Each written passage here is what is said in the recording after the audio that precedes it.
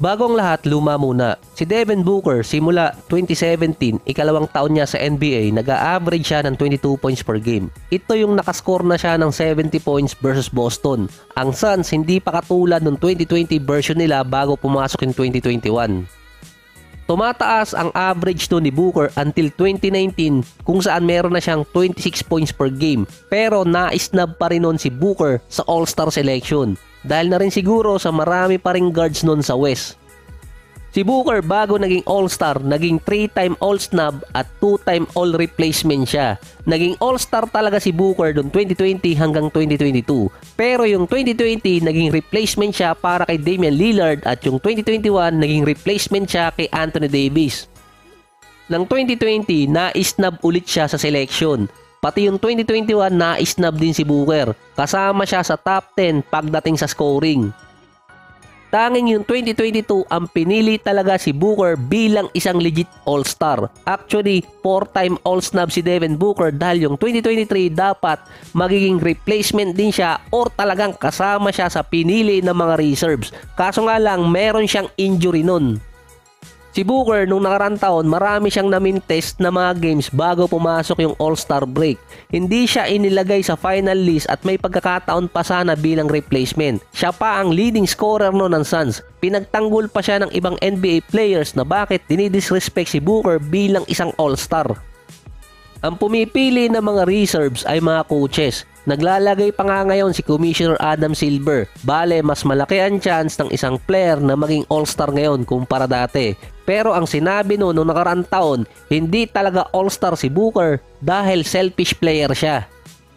So sila may sabi noon, sa 3 All-Star appearance din ni Booker, 2 doon replacement siya. Hindi yon matatawag na accolades bilang isang legend. Si Harden nung unang All-Star niya, naging replacement din siya, pero nung sumunod, legit All-Star nun si Harden.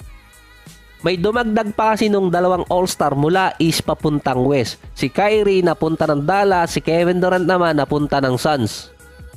Ang kalaban naman ngayon ni Booker sa 2024 All-Star Reserves ay sina Steph, Anthony Edwards, Kyrie, De'Aaron Fox at si Jamal Murray. Ito para sa mga guards. Sa mga players na yan, tanging si De'Aaron Fox lang ang nakakalamang kay Booker pagdating sa scoring.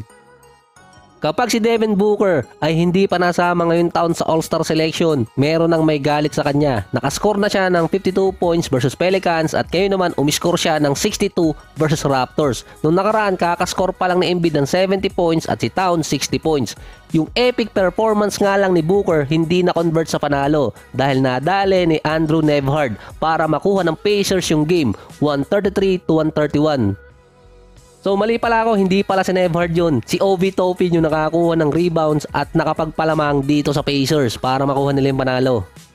Spray naman ni Booker na si Luka umiscore ng 73 points kontra sa Atlanta Hawks. Kung na-triple-double niya yon, another record sa all-time list. Pero si Luka pa rin naman ang may hawak ng record sa Dallas sa kanilang franchise. Si Luka ngayong season ang merong most points sa isang game. Tabla din si Luka sa all-time record sa most points sa isang game sa pang-4 na pwesto. Kasama niya doon si Wilt na 2 beses nagawa yung 73 points at si David Thompson. Kung hindi sumablay yung isang free throws ni Luka, solo niya yung ika-4 na pwesto sa all-time list. 41 points ang ginawa ni Luka sa first half at nung nasa 4th quarter naman meron ng 65 points si Luka na may natitira pang 10 minutes. Hindi ganong pinupwersa na ni Luka yung mga score niya. Lamang lang ang Dallas noon ng 9 points at kaya pang habulin ng Atlanta Hawks yun. Merong 73 points, 10 rebounds, 7 assists, 15 out of 16 mula sa 3-point area at 8 3-point shot itong si Luka. Wala din si Kyrie sa game dahil nga merong injury.